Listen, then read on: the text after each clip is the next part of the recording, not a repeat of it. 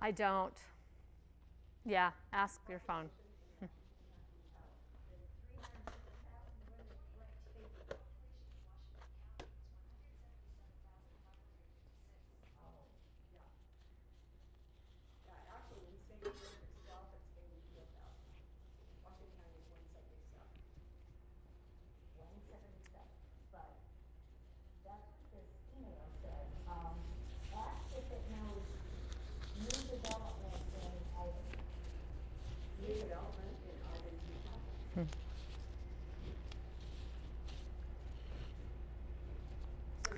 Hello. Hi, April. How are you? Good. How are you? Good.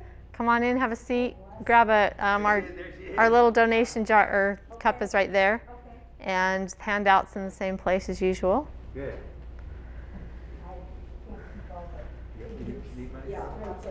I don't know if I have the right change. Here, can I get it? Yeah, it's called. I can take a 10 out. I get it. Go. Yeah, you can swap if you need to. Lovely. Glad you're back. Yeah. Yeah, so are we. Have a seat and We're around. Just in and out doing crazy. That's awesome. All right, you guys. Should we go ahead and get started? It's a little bit after 6, and I hate to keep those who are here on time waiting. So welcome everybody to the Healing Power of Plant Foods cooking class. Glad you're here once again. We've got familiar faces, and I want to welcome those at home who are watching on Zoom. And before I forget, because I usually forget, those of you who are at home that don't have the recipes, feel free to email me at health4lifecooking@gmail.com. The 4 is a number 4, and I'm happy to send you the recipes for tonight. Unfortunately, I can't email samples of food. Next time you'll have to come. So I'm excited to have you here tonight. I love to teach about the healing power of plant foods and how it can drastically improve your health and increase longevity, decrease your risk of disease, and help you to achieve and maintain your ideal weight. And it's the most powerful tool. I taught a class last month specifically on heart disease, and as I was kind of refreshing my notes on heart disease, it's the only thing that has been shown to be able to reverse heart disease. And that's powerful. It's been proven many times since way back in the early 50s, I believe. And we're still doing it today. And it's powerful medicine. Food is powerful medicine. And I like to show people how to make meals that are based on whole natural plant foods taste really good. Because this is not about being deprived. We don't want to go into a diet style. I like to call it a diet style, not so much a diet. It's just a nutrition style, diet style, because this is about doing this for the rest of your life. It's not a diet you go on for a week or two. It's a commitment to eat a really healthy, whole food, plant-based diet, whether that is vegan, vegetarian, raw food, although I don't advocate a 100% raw food diet. But I just encourage people to eat more. This is about abundance. This is not about getting rid of things, although there are things that are good to get rid of or greatly reduce. This is about abundance. We want to eat more. We want to eat more fruits and vegetables and whole grains and beans and nuts and seeds, and get as much of that in as we can and make it taste great, because that's what I know I love to eat, and I don't want to sit down to a meal that I don't like any more than anybody else does. So we got to make it taste good. So tonight we've got a Mexican menu. I'm super excited about this menu. I did it for my community education class last week, and it went over very well. I love Mexican. It's my favorite. And so I wanted to do that again for you tonight. And we'll just go ahead and get started. I'm going to start off with my burner here, and I'm going to put it on about medium high. And I like questions, so if you have any questions, feel free to speak up or raise your hand. And a lot of times those questions remind me of things that I want to talk about, because I like to talk about the foods and what they're good for, what they do for us. And we're going to start off, as I start off most of my meals, most of my recipes, with an onion. We've got this yellow onion, and you can use any kind of onion. Actually, the onions that are the most nutrient dense, that have the most antioxidants, are the purple onions. I do use those occasionally. I use those more during the summertime when I'm making a lot of salads. Love the red onions in salads, as well as green onions or scallions. But I stick to, when I'm cooking, I usually just stick to the yellow onion, the cheaper of the onions.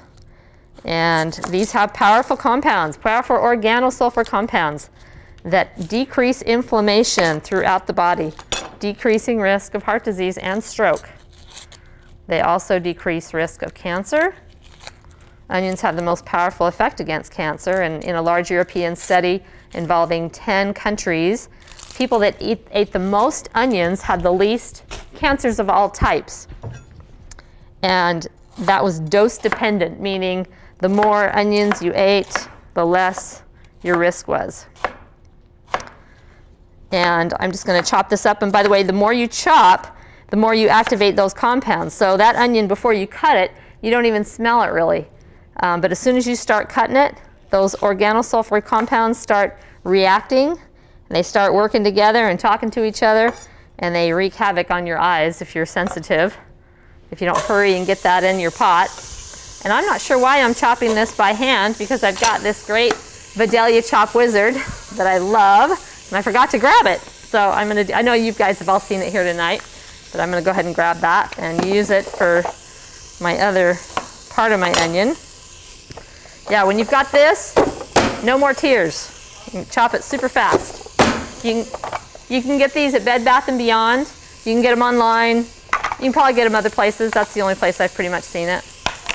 And I think Bed Bath & Beyond, I've heard, will take it, like if you buy it and it breaks, they'll take it back within a certain amount of time, because they do have a tendency to crack on the bottom here. I mean, I had one that lasted me for years, so it's not like they break easily. The trick is pounding on it. Don't be careful. You want to just slam it, pound on it. I'll be using that a little bit more. I need to get me a wooden spoon.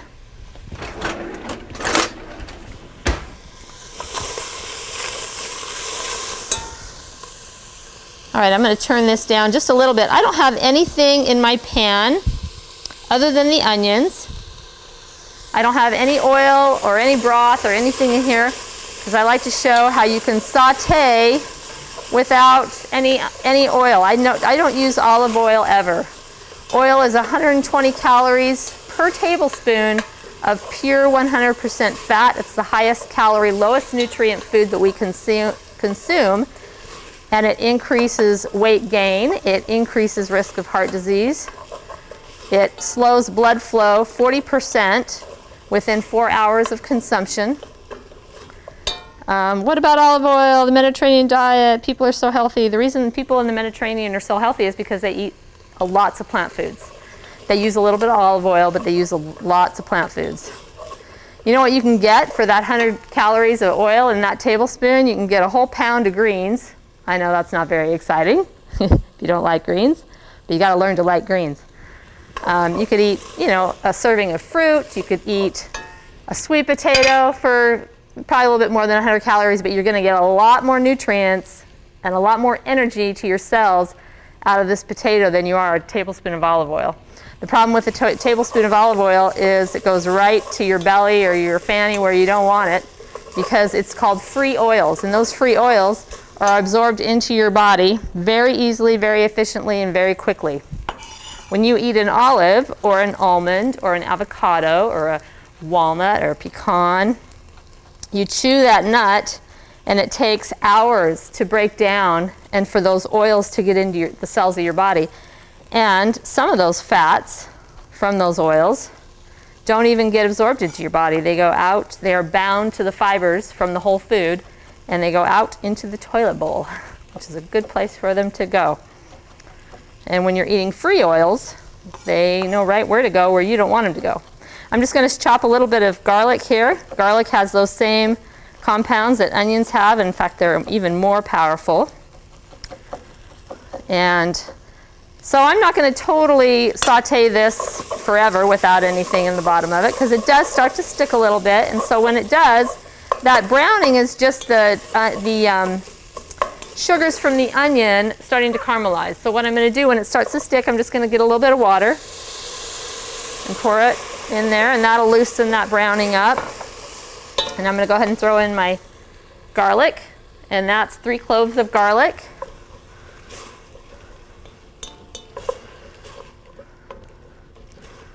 All right, and you just kind of want to keep an eye on that. Make sure you don't get it burning. You can just keep adding a little bit of water. You can add some vegetable broth, balsamic vinegar, soy sauce tamari, or something like that. All right, then we're going to move over to our veggies that we're going to add. This is a vegetable bean burrito. And I had this recipe. This recipe is not actually mine. Most of the recipes I do are mine. But this recipe comes from Dr. Joel Furman. He's a board-certified family physician from New Jersey. He teaches the Eat to Live program or the Nutritarian program. And I have a handout up there from him. One of them is about G-bombs. And he talks about greens, beans, onions, mushrooms, berries, and seeds, how they're the most powerful anti-disease foods that we need to be getting into our diet every day. And then the other handout, actually I think that's the only handout I have of his. But anyway, he teaches the Nutritarian diet style, which is a high nutrient diet. Lots and lots of vegetables. So this is a recipe from him. And I looked at it. I love Mexican food. So I looked at this recipe for burritos and I was like, oh, first of all, before I move on, I have most of my carrot chopped. I just wanted to show you how this will chop a carrot, but it's good to slice them. Slice them lengthwise and then chop. I don't know if you noticed that they were sliced lengthwise first. Yeah, I was looking at this recipe. I wanted to try it, and I thought, vegetable burrito. I saw the vegetables in it, and I thought, how in the world could that possibly be good? Because I like a bean burrito. And so I had this recipe for quite some time, and finally I decided to dig it out and try it. Totally loved it, and have added broccoli and cauliflower to my Mexican food ever since. Because when you chop it up, like I have done here, you don't even hardly know what's in there. Okay, we need to turn that heat up just a little bit more.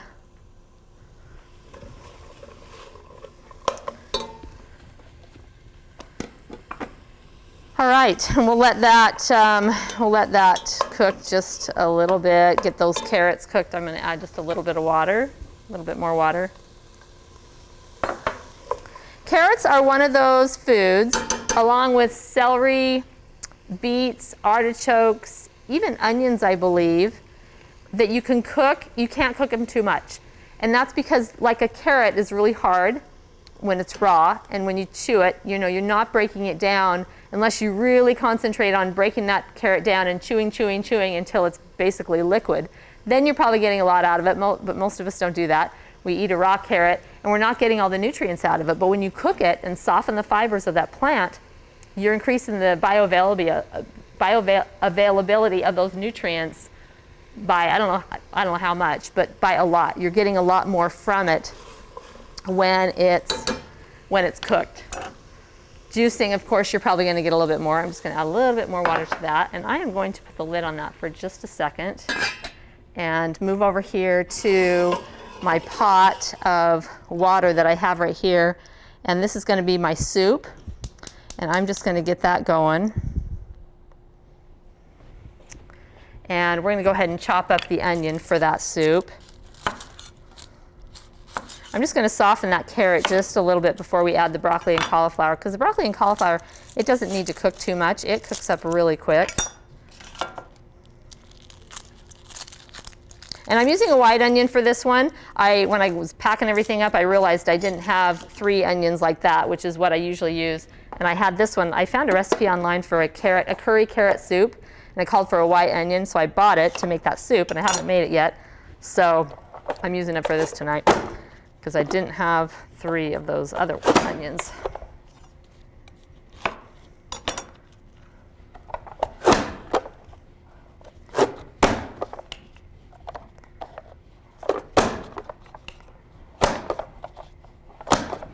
All right, we'll just dump that in our pot over here.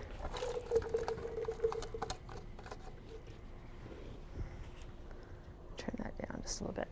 Okay, we're just going to go ahead and add the rest of the vegetables to our burrito mixture here.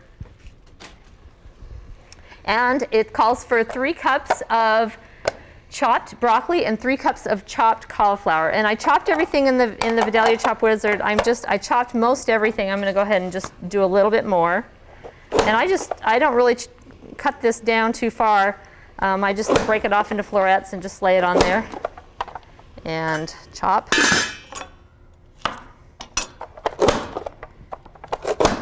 Same with the broccoli. And the more you chop this, the broccoli and the cauliflower is a cruciferous vegetable, and they have special compounds. You've probably heard of sulforaphane. It's a phytochemical that's powerful against cancer. And the more you chop those vegetables before you cook them, the more you activate those compounds, kind of like the onion. So it's actually really good if you can chop them and then let them sit for a little bit. I don't know if you've heard about that with garlic, how if you let it sit on the counter for like 10 minutes, it activates the compounds in the garlic that's so beneficial. It's kind of the same thing with cruciferous vegetables. Your cruciferous vegetables are kale, collards, broccoli, bok choy, arugula, watercress, Brussels sprouts, Chinese cabbage, turnip greens, beets, or not beets, radishes. Anyway, so the more you chop, the better. So I like chopping it up fine, and it gives it that kind of crumbly texture, so it mixes in really nicely with everything else. I'm going to go ahead and this is the broccoli and the cauliflower. By the way, these little stems right here that you pull off the broccoli and throw in the garbage, I know I used to. This is, if you know about sulforaphane and the powerful compounds that is, there's 10 times the sulforaphane in these little leaves than there is in actually the broccoli stalk. So don't throw those away. Chop them up and put them in your food, or just eat them while you're chopping up your veggies. A lot of times I'll do that. I eat them, or I give them to my dog. My dog stands there in the kitchen and while I'm cooking, and I'll throw her little pieces of broccoli and cauliflower, and she totally eats it. Like, good girl. All right. She knows what's good for her. And I'm just going to cut down some of these little pieces. Went through the chopper and didn't chop real fine. I don't really like having big chunks of broccoli or cauliflower in my burrito. Although it softens up nice and kind of breaks up anyway.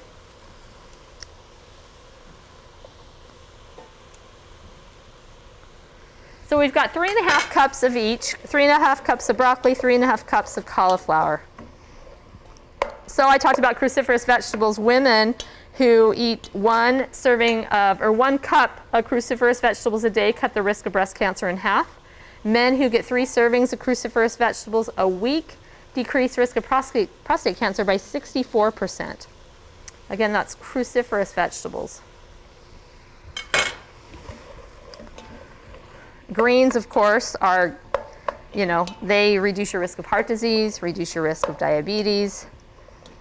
Greens keep your blood flowing very smoothly through your arteries. In fact, I didn't talk about the endothelial function that is greatly decreased when you eat olive oil.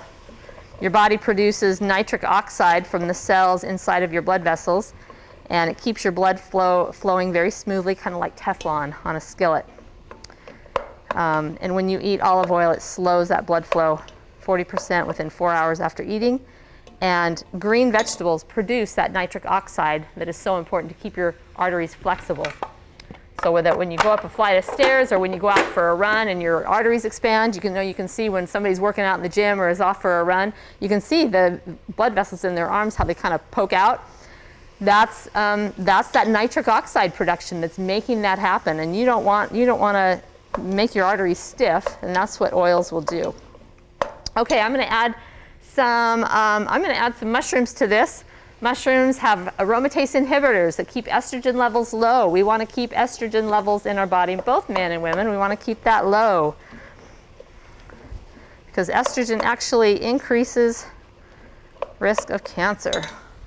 I'm going to just pull that off to the side. I'm not quite ready for that to be cooking. Cancer cells need a blood supply. Angiogenesis is what it is when there's a blood supply, when your body's producing blood vessels to make you grow. When you're a child, you grow, and you've got lots of angiogenesis going on. But when you stop growing, when you're older, like us, we don't grow unless we cut ourselves or break a bone or we have some kind of surgery and we need to grow new blood vessels, then we have angiogenesis. But when we have cancer on our body, we don't want that going on. So mushrooms they're anti-angiogenic. They keep those blood vessels from growing, cancer cells from growing. They have 22 proteins that lower cholesterol and blood pressure at the same time. Mushrooms do. Okay, we're going to add some seasonings to this. We are going to add, first of all, 1 tablespoon of Mrs. Dash Extra Spicy. And you can use any kind of Mexican seasoning you want. They have a Mrs. Dash Chipotle that I love, but I really like this extra spicy one, and it's not too spicy, I don't think. And I add a tablespoon of that. And then we're going to add our other seasonings, which is 2 teaspoons of cumin, 1 teaspoon of basil, 1 teaspoon of oregano, and 1 teaspoon of parsley. Some seasonings you wouldn't normally find in Mexican food, except for the cumin. Love cumin. Such a flavorful herb, or spice, I should say. It's more of a spice.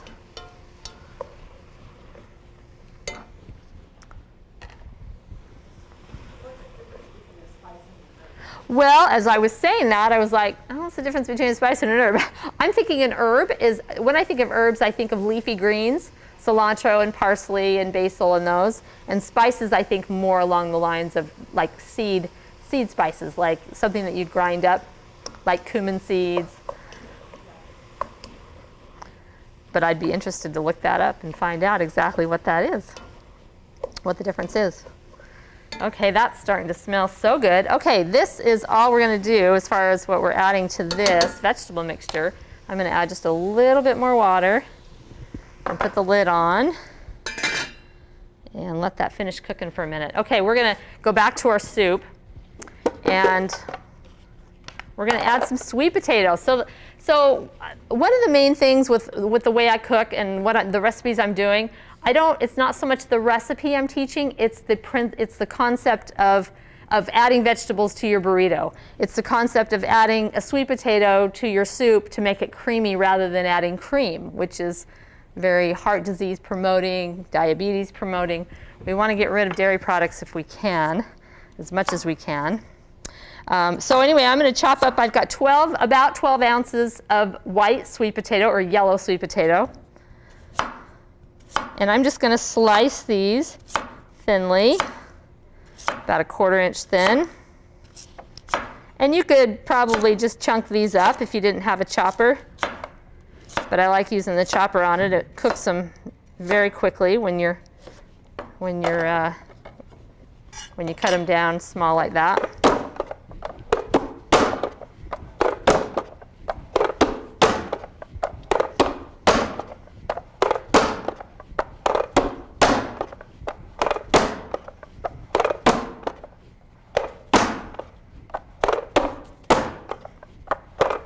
Sweet potatoes are super, super healthy. If you only eat them at Thanksgiving, I encourage you to start eating them all throughout the winter. They start getting really good about January, and they're sweet. I have them for breakfast every morning right now. I put some cinnamon, cardamom, ginger, and make it like pumpkin pie. Tastes so good. They're amazing, and they give me so much energy. I'll like bake a pan of, I do the orange sweet potatoes. I like these, but I do the orange ones because they're higher in nutrients, and I actually like those more for breakfast, the pumpkin pie idea, but I'll bake a cookie sheet full of them and take some for breakfast, and then I'll have some just kind of as a snack. I can't eat those at night. Like after dinner, I kind of want a little something sweet, but if I eat too much of that, I'll be up because it gives me so much energy. I'm serious, it's crazy. Love them so much. Okay, I'm just going to add that in there, and let's see if we need to add anything more to our soup. I've got our onion, and we're going to add the garlic to it. So let me see, make sure that's for that. Okay, I'm going to go ahead and add our garlic. I think it's 2 cloves of garlic to the soup. They're the Okinawans, Japanese traditional Okinawan diet, and a lot of people over there are still eating that traditional diet. Their diet is like 65% sweet potatoes. So, and they do great. Their disease rate is super low. Jamaicans too. What's that? Jamaicans. Jamaicans. Yeah. Yes. Usain Bolt, that's all he eats. Okay. When they were growing up, they camped by the truckload. Really? Jamaican, yeah. Have you guys ever tried the Japanese sweet potato? Natural Grocer sells it. They're purple, and they have a white. It's whiter than this. The flesh is whiter than this. They are like candy. I mean, they're better even than the orange sweet potatoes. except they're like $2.69 a pound, so you pay quite a bit for one potato. It's kind of my once a week treat because it's so good. Okay, so let's see, we've got our potato in there, so we're just going to let this cook now and just let those potatoes get soft. I got to find a lid for that pot. There we go. And we'll check on our burritos, and they're getting soft. Whoops, oh. I always forget that handle gets so hot. Okay, I want to make sure that, whoops. I want to make sure that that is nice and tender.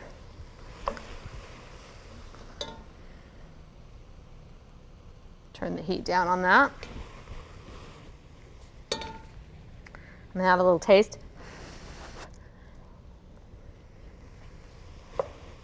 Okay. I think I'm going to turn off the heat and put the lid on and just let that stay hot for a minute. We're going to move over to, let's see, we're going to move over and do our cookie because I want to get those in the oven so we can get the burritos in the oven too when the cookies are done. Okay.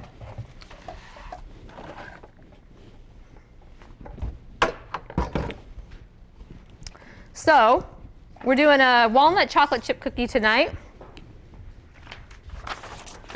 I firmly believe that a good whole food plant-based diet deserves some healthy desserts. However, my desserts are still very rich, pretty high fat, high sugar content, but they're much healthier. So I encourage people when they're making them to make sure you've got lots of friends to share them with. Because if you're like me and like treats, you want to eat the whole batch because it's healthy, right? So we're going to start off with same type of ingredients we do when we're making a regular cookie recipe. We're going to start off with some sugar, and this is in date form, whole food form. Dates are whole food. All the parts of the plant are still there. Nothing's taken away, nothing's added, just whole food goodness. The fiber is still intact, which means you're not absorbing all the calories in the plant, because some of that fiber goes right through you, right? And then we're going to add some fats. We're going to add some walnuts to these, half a cup of walnuts. And again, the fats in those walnuts, some of them are bound to the fibers, so that you're not going to absorb all the fats that are in the walnuts.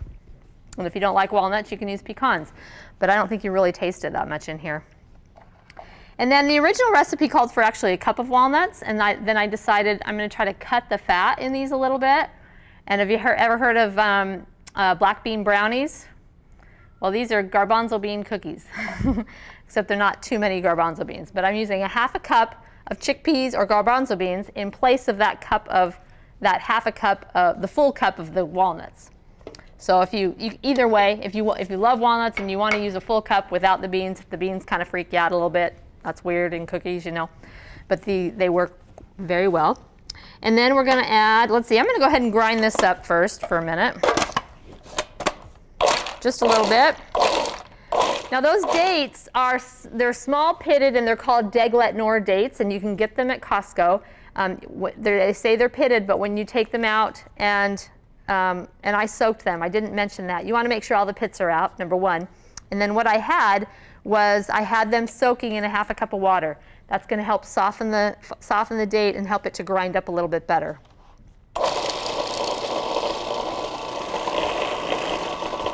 And I just soak them for about just a few hours before. And you don't have to soak them. They just, like I say, they just grind up a little bit better when you soak them first.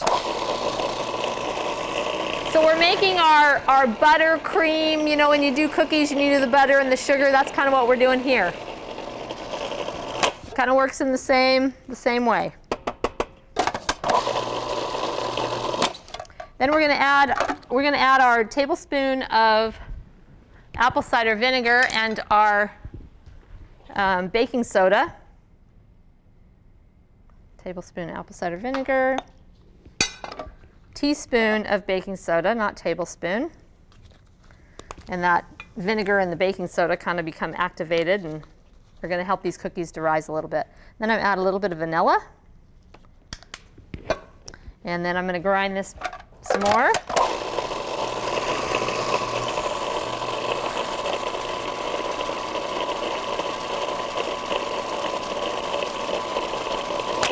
And then I'm going to add in my flour,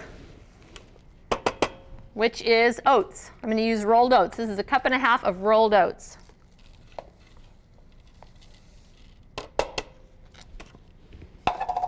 And that's it for now. Super easy cookie recipe if you've got a food processor. And if you don't, what you could do is blend your dates and your water and your wetter ingredients in your blender, and then grind down your oats in a coffee grinder or in the blender before you do the wet stuff. You do the wet stuff first, and then you're going to have the oats sticking. You got to let it dry out first.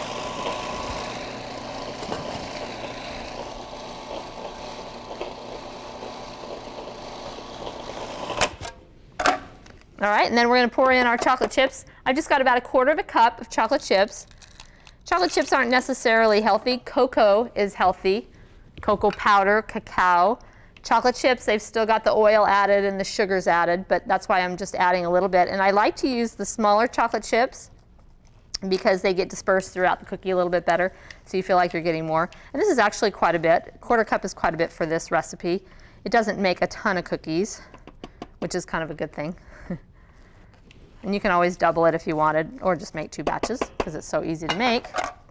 And we'll just give it a brief mix again.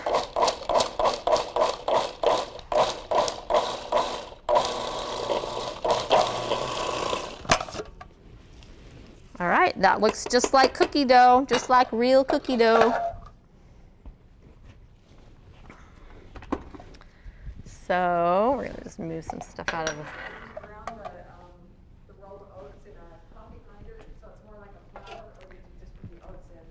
You could ahead of time if you wanted. Like if you had a food processor that wasn't real strong and you wanted to do like your dates and your liquid ingredients in here and then grind your oats in a different, separately, and then just dump them both into a bowl and mix it, you could do it that way.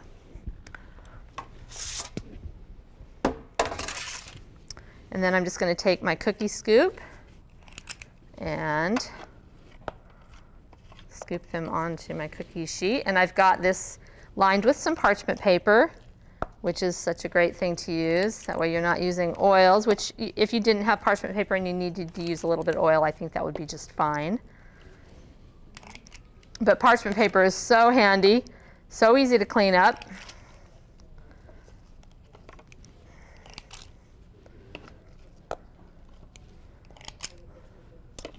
And because there's nothing really bad in these cookies, like, you know, that would go bad or make you sick, like with eggs, you know, you don't want to eat raw eggs, you could lick the bowl and not have a problem. In fact, you could just keep these raw if you wanted. There's no liquid in this. Yes, I soaked the dates in 1/2 cup of water. So it softened them up and added that little bit of liquid. So if you didn't want to soak your dates, if you have a good food processor and you don't need to soak them, what you'd want to do is grind your dates and your oats and your nuts probably together, and then add the water at the end with your apple cider vinegar and vanilla. I'm running out of room on my cookie sheet here. And you don't even need to spread these apart because they don't really spread. They're not gonna expand like a traditional cookie. I'm gonna keep some of this dough actually, and you can try it raw. How's that? Does that sound good? Everybody likes cookie dough. I know I always did. My daughter went to a Catholic high school. Uh-huh. And they served cookie in the morning for lunch. Uh-huh. And they, for 25 cents, they could get cookie dough batter. Oh my gosh. They went and started school. Yum. So these need to go till 6:45. Can somebody set their phone or something? Or just 6:45. I got a clock right here. I just don't want to forget. I get wrapped up in doing stuff and I forget what I'm doing. Okay, so I'm going to go ahead and add the beans to our vegetable burrito mix here. And I'm going to add 2 cups of pinto beans. And I went to pull some pinto beans out of the freezer. I'm actually going to add the rest of these. I had to use canned because I went to get my pinto beans that I've cooked from scratch out of the freezer, and I had no pinto beans. So, and it takes me about 24 hours to do the pinto beans because I soak them and then I cook them in my crock pot. So luckily I had some canned. And it's okay to use canned beans. You don't need to soak your beans and cook them yourself. You can just use canned. They're totally fine. I'm a bit of a purist, and I saw my grandma soak beans and cook them, and that's just kind of how I do it. But canned beans are just great. Just rinse them really good to get the sodium, a lot of the sodium off if you can, and the preservatives that might be on it. And you'll be good. Okay, we're going to make the sauce, the cheese sauce for this.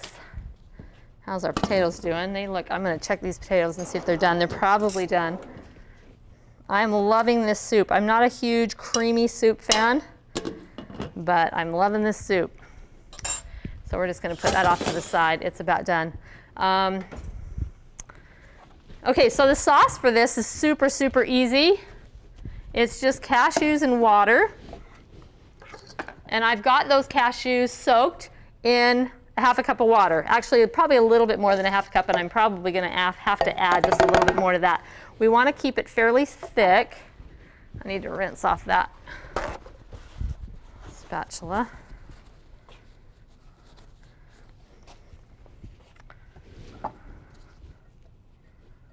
So these are just raw, unsalted cashews.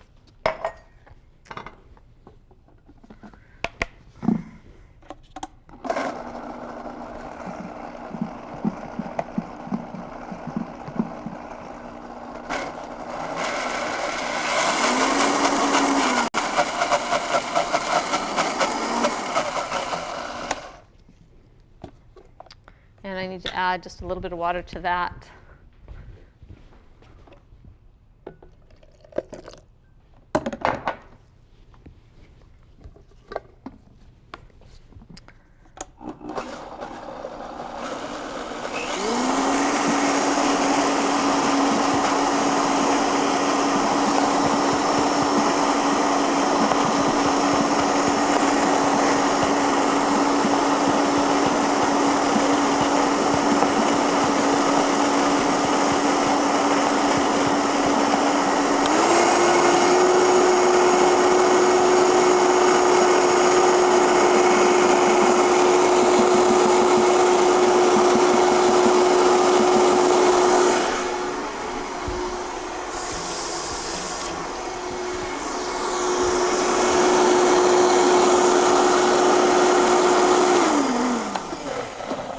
Okay, that is it. So all of our flavoring for this burrito is in the cooked vegetables. We're just going to add this cashew sauce. Now, why are we not using just regular cheese? What's wrong with regular cheese?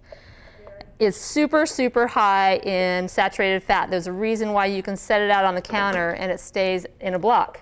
It's super high in saturated fat. It plugs your arteries up, increases risk of heart disease, increases risk of diabetes, increases risk of all sorts of things. Juvenile diabetes, constipation. Good way to get constipated is to eat a lot of cheese. That's one thing I said I would never get out of my diet because I loved it so much. But once I read about it and you know what it is, I mean basically milk is the mammary secretions of a cow that just gave birth.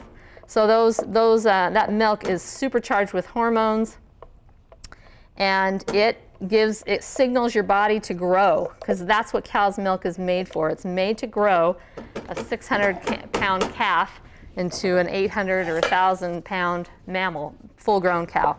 And that's some powerful growth hormones. And when you eat cow's milk in the form of cheese, you're getting a very high concentration of fat. You're getting that animal protein, which increases risk of cancer, literally grows cancer. Plugging up your arteries. I mean, that cholesterol that they pull out of your arteries, it's plugging it 100%. It's cheese, basically, a big part of it.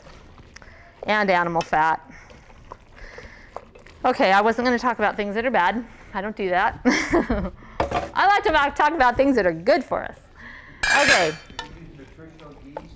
You, We tinker with Yes. Like, as a seasoning and as a flavor. Yes, you could totally put nutritional yeast in there. That is a flavoring. Nutritional yeast is a flavoring that you use when you're doing a cheese substitute.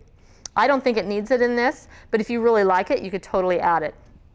It has a tendency, I know it's got a little bit of a tendency to cause headaches for people. It does for me, and so I got rid of it years ago and kind of just got used to not using it. But it's a really yummy, I mean, I've gotten people off cheese with nutritional yeast because it has that cheesy flavor.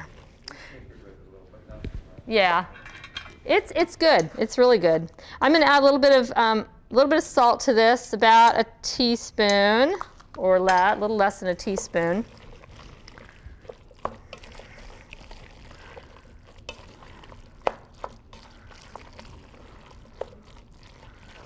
And once those cookies come out of the oven in 4 minutes, I'm gonna, well, I guess I can go ahead and roll these up right now, because by the time I get them rolled up, that'll be ready to come out.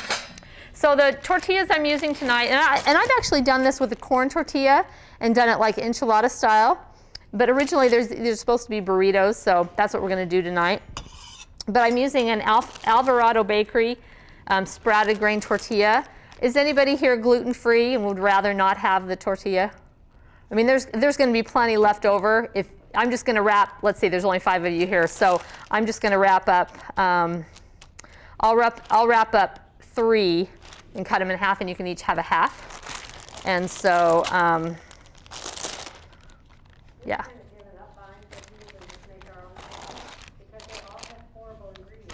Yeah, these are very clean.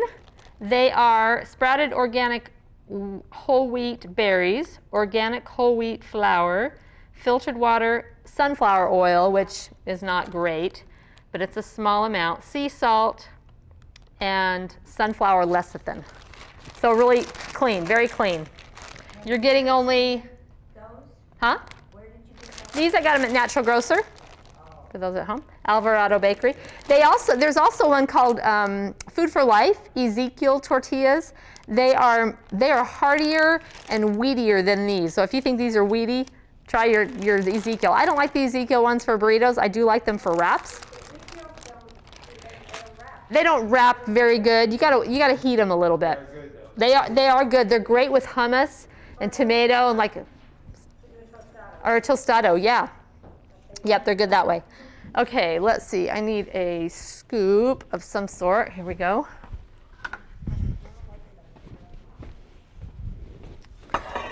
Oh, I'm also, okay, so these burritos, you could just take your burrito and fill it up, wrap it up, whatever, roll it up, put a little sauce over it and eat it, okay?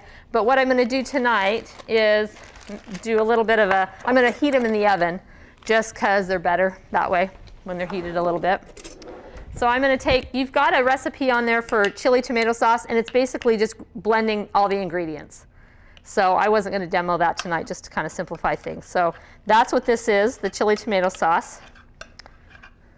Super easy, really good. People seem to really like this, this tomato sauce. You can use it for a enchilada sauce, is what I usually use it for.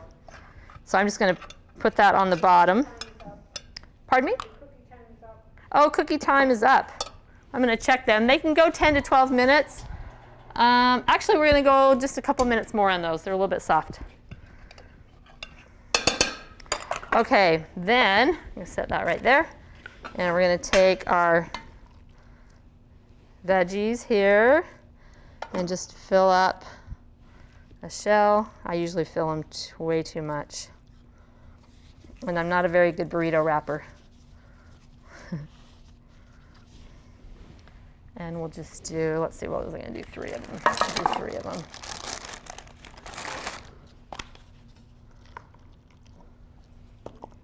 And I'm doing about a cup. You can fill them as much as you want.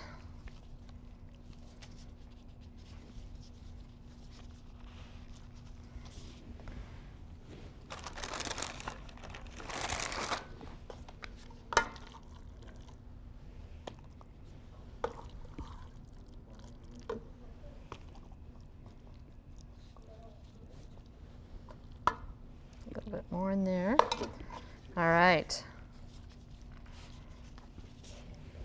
And then we're going to put a little bit of this on top.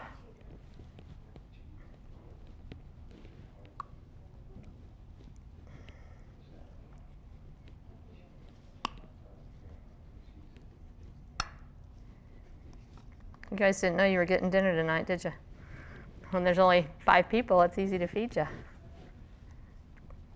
You guys at home are missing out, I'm telling you. Okay, these are going to go in the oven. We're going to let those be in there just a little bit long. They are pretty soft. 30 seconds. Yeah, we'll let those go. They're still a little bit soft. Should have been more like 10 to 15 minutes probably on those cookies. Okay, we're going to do this. I'm going to get the Spanish rice, or the Spanish rice pilaf going real quick. Put that back there. I almost forgot about this. And once again, we're going to use the chopper.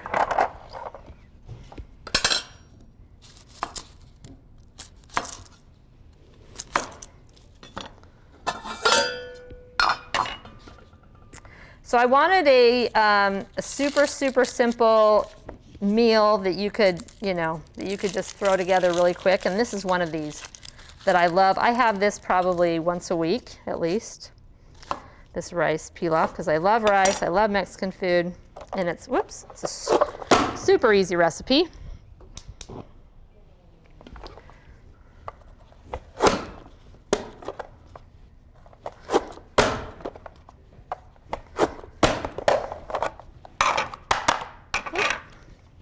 And we'll put our onion in there, and I'm going to do the same thing with this and not use any oil. And while that's heating up, we're going to go over to our soup over here, and what I'm going to do with it is transfer the potato, onion, garlic, and sweet potato into the blender jar. I'm going to take that out first. I blended that one time. Not a good thing.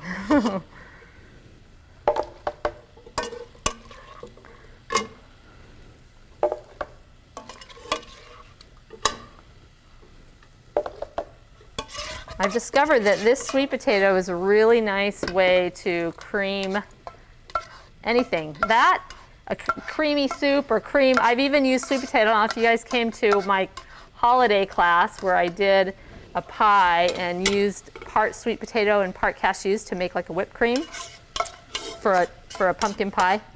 Super good, super easy.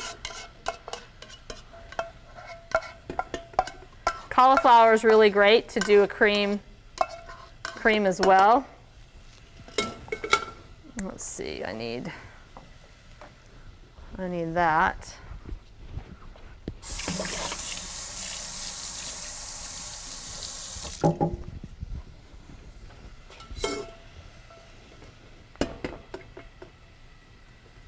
So a great way to cook your vegetables is in a soup, because you're not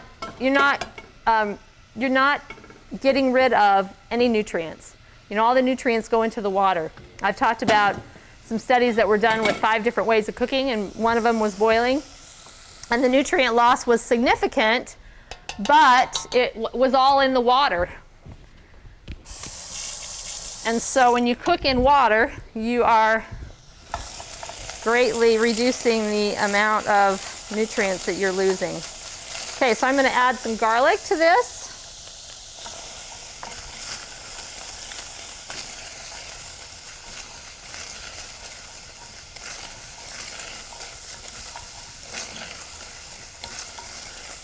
And I'm just going to add a little bit of water, let that onion cook for a minute while we jump over to our blender, and I'm going to add 2 cans of tomatoes.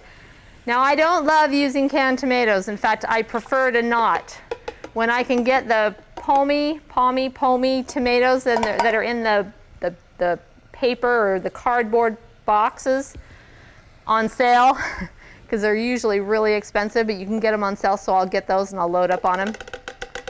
I'm surprised that there's not more companies that make tomatoes in either bottled or or those cartons, because tomatoes out of a can, I don't know if you guys have heard about the leaching of the metal in the tomatoes. It's not good to eat metal. But it's kind of one of those things, you know, it's like, what do you do? Bottle your own is what you do. I got some tomato plants ready to go in my garden, so hopefully they'll do an abundance. I'll have an abundance in tomatoes and I can bottle some. Okay, so once those, pardon me? Oh, the cookies. Thank you, thank you, thank you. They're probably good. They're probably perfect. They are perfect. A little bit toasted, a little bit brown. Thank you for reminding me. And then we're going to put those, we're going to put the enchiladas in, or the burritos in too, in the oven.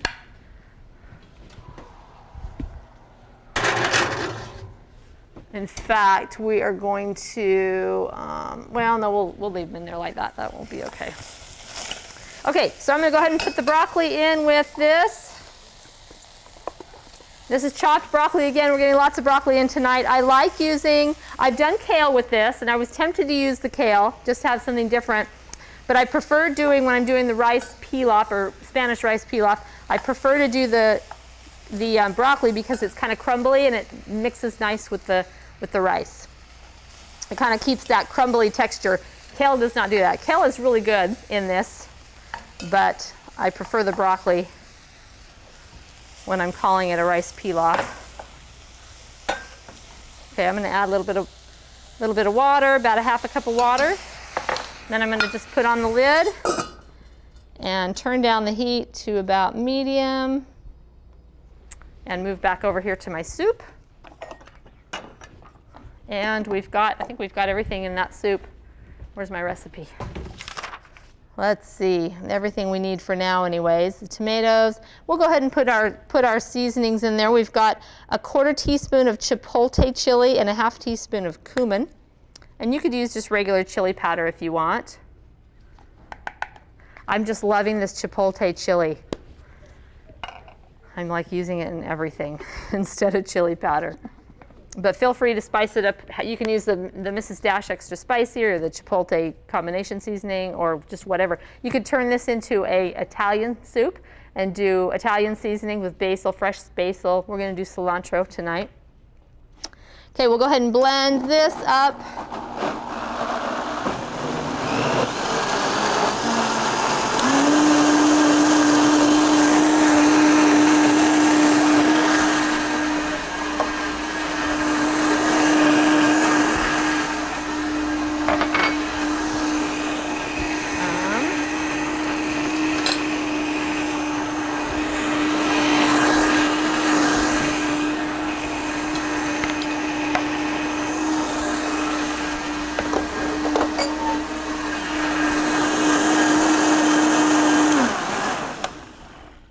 Okay, and then we're also going to add just a tablespoon of maple syrup, and this is just to cut the tomato just a little bit. And so this is the way, if I'm going to use a processed sweetener, maple syrup, turbinado sugar, which is the less processed dry sugar, this is the way I use it, just a tablespoon or two to kind of kick up the sweetness that I can't quite get with dates maybe. So you could use dates. You could actually cook some dates with the potatoes and stuff. It would probably work just fine, in fact, even better. But I don't mind using a little bit of like maple syrup. That is actually a tablespoon. And then we're also going to put in some cilantro. And this is actually probably a little bit less than a 1/2 cup. But we're going to put that in there and just briefly, ever so briefly, just blend that right in there. And we don't want it to turn green, so we're just going to chop it briefly.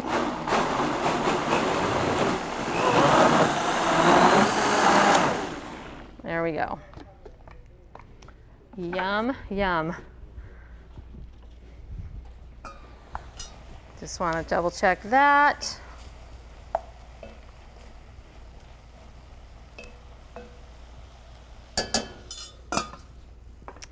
Okay, we're going to pour this back into our soup pot.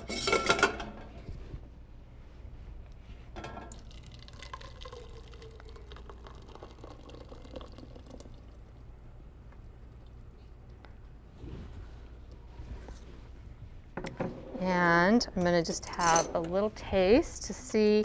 Let's see, I don't think I put any salt in there, which I do a little bit. We'll just go with about a quarter to a half a teaspoon.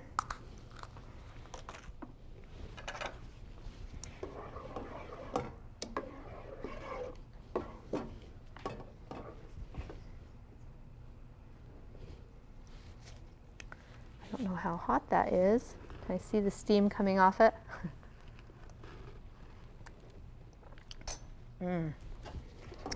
That's so yummy. Okay, I'm going to just do a little bit of water in here to kind of rinse the blender so I can get every drop. Put that back on the burner just to heat it up a bit. It's not real warm anymore. Oh, that goes right here.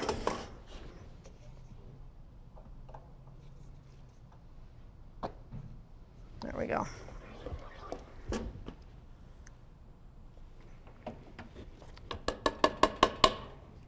All right. Okay, we'll finish up our pilaf here, and we'll be set to go. So to this, I'm going to add some seasonings, and I'm going to use the chipotle chili powder again on this one. But we're using a half a teaspoon of turmeric. I like to add turmeric to, I add turmeric to a lot of things. I do a salad at lunch where I add some cooked vegetables.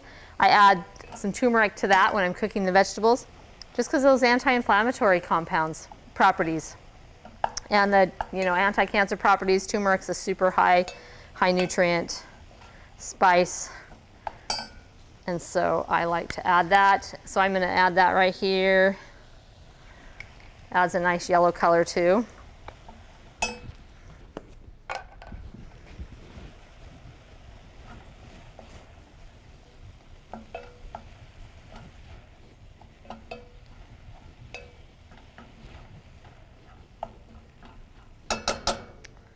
All right, I'm just going to let that cook for just a minute. Let's see, I think we are about ready to go. I'm going to check the burritos. They are looking good. Any questions regarding any of the recipes? Are we good? Not a question, but something we've been working with. Store-bought veggie stock tastes better. It's kind of pretty muddy if you don't. Soy sauce, garlic powder, cumin maybe, a little bit of salt, pepper. You got any other ideas? You know what? I don't use veggie stock for that very reason. I just feel like it's pretty bland, and you have to add, you still have to add quite a bit of salt. So what I do, the question was about veggie stock. I don't know if you guys at home heard that, about buying vegetable stock. The problem is you buy a package of vegetable stock that's, what, $3 or $4 probably, and you end up having to spice it up a little bit because it's pretty bland. So what I do is I just use water, and I increase the sodium a little. I mean, I make sure I salt it enough to make it taste good, and then I just increase the spices and the herbs a little bit more, instead of forking out the money for that. Using veggie stock instead of olive oil to grill and stuff a little bit, so not always, but it does help a little bit, but I start having to add stuff to it to get some flavor. Yeah, it's pretty. I find that the flavor in it is basically the sodium in it. If you get a high sodium one, and you kind of want to stay away from anything that's too high in sodium. Never made any homemade veggie stock. It looks like it'd be good, but we just don't. That's a lot of work. Yeah, you know what I do, and it doesn't make a lot of vegetable stock, but when I think about it, I'll get a pan and just put the pan on my stove if I'm chopping up a lot of veggies. Instead of throwing them in the garbage, the leftovers, I'll put them in that pan, cover it with water, and I mean that's a super simple way to do it,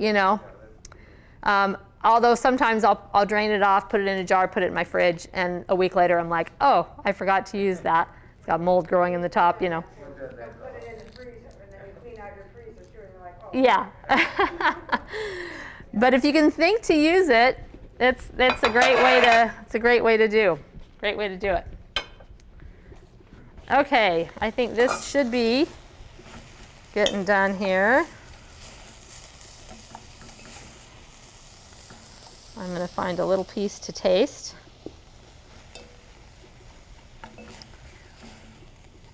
And I like to have my vegetables fairly soft. There's certain recipes that I like a crisp, tender vegetable, like in a stir fry. Usually Mexican food, I like the vegetables a little bit softer. And you're not really decreasing the nutrient value that much. In fact, kale, they did some studies with kale. They boiled kale for like 10 minutes and tested the power of it boosting your immune system, the immune system boosting ability of the kale. It was more after it had literally boiled for 10 minutes. So again, you're softening up those fibers and you're making those micronutrients much more bioavailable. So you're not losing that much. In fact, I heard one report with Dr. Michael Greger with nutritionfacts.org. I think he talked about it in one of his videos about how the nutrient loss is only the amount of it's like 14%. And so you just eat a little bit more of whatever it is that, eat more broccoli. And that's a great message, right? Eat more, like I said. Okay. Oh, that's perfect. Perfect. Okay. We're going to add more tomatoes. We're going to add a can of crushed tomatoes to this. And a little bit of water.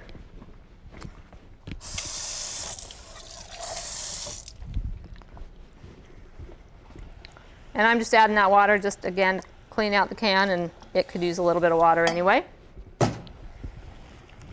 You can also do cauliflower with this. I've put this in I'm putting the rice in as well. We're going to put in about 3 cups of cooked rice, and this is short grain brown rice. Grains are good for you. They are so good for you. There's people out there writing books about grain brains and wheat belly and all that kind of thing. In fact, I just heard Dr. Pam Popper, if you're familiar with her, she has the Wellness Forum Health back in Ohio, and she's online, does videos and stuff about every day except for Mondays, if you go onto YouTube and look her up. But she was talking about the guy that wrote, I think it was Wheat Belly. There's Wheat Belly and Grain Brain, and I think it was the Wheat Belly guy. She said her and her team wanted to go delve into this book and find out and do the research, go to all the references that he quoted and see if there was any validity to it. They couldn't find anything. Nothing correlated with what he was saying. And it was like a New York Times bestseller, So her point was, you can find good news about your bad habits anywhere you look. So, but grains are a good habit. Grains are super healthy for you. They give you energy. They're high in B vitamins, high in carbohydrates. We need carbohydrates if we want energy. If we're on a low carb diet, we're on a low energy diet. Okay, and that's pretty much it. I love to. You can put some beans in with this if you want. But a lot of times I'll just leave it as is. In fact, I've put this in a burrito before. We're going to stir in some cilantro, about a half cup of cilantro, and I don't really want to cook that cilantro very much, so I'm going to just turn that right off. And that soup, I can hear it. I can hear it boiling. It's hot. Now it's too hot. All right.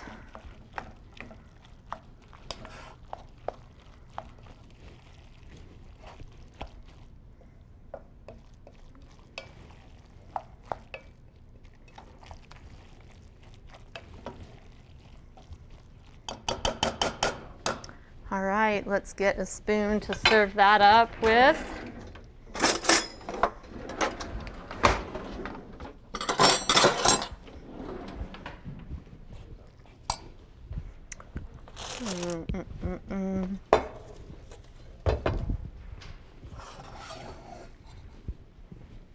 That's a really hot. Careful with these pans, you guys. They're really hot. I'm going to let you serve yourself.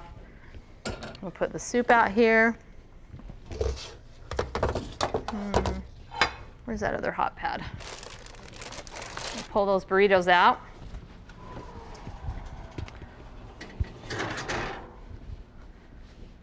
And I'm going to cut these burritos in half. I know they're quite large, but I'm sure you guys can handle it, right? And if you don't want the whole half, you can cut it even further if you want.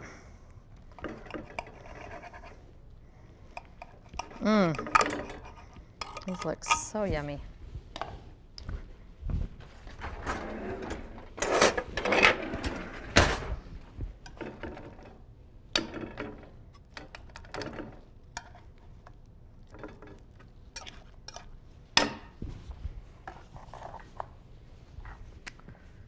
Let's see, we're gonna put this out here. I don't know where my other hot pad is. We're gonna just do that kind of thing. Okay, if you guys want to come up and serve yourselves, that would be awesome.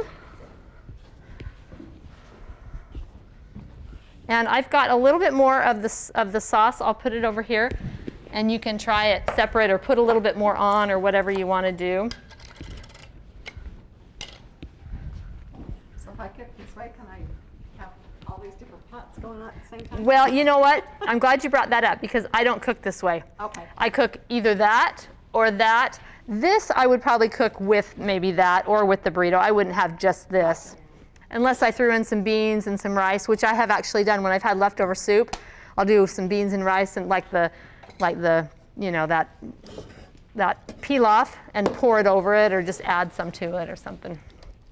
So. Thank you. You are welcome. Let's see, I'll get our cookies out. So we're going to eat the burrito with our finger? No, you're not. There's some forks and spoons right there in the glasses. There's no knives. Oh, well, if you need a knife, I'll get you a knife. Didn't even think about knives. Well, I'm thinking we might have to cut You might need to cut it, yes. Oh, I see. Let me, or I'll get you a cutting knife.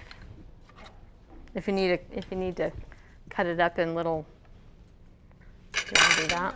I'm going to come back for the soup when it cools off. Okay, yeah, the soup is really, really hot. I'd rather have it. You bet. Do you want a half or a whole? Yeah, that's perfect. Okay.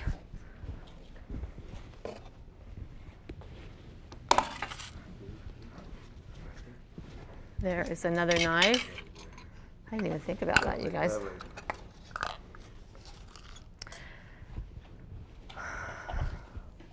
So those who are at home, are we still on with Zoom? Those of you who are still home or are at home, I hope you're able to make it to this class next time. Again, if you want the recipes, it's health4lifecooking@gmail.com.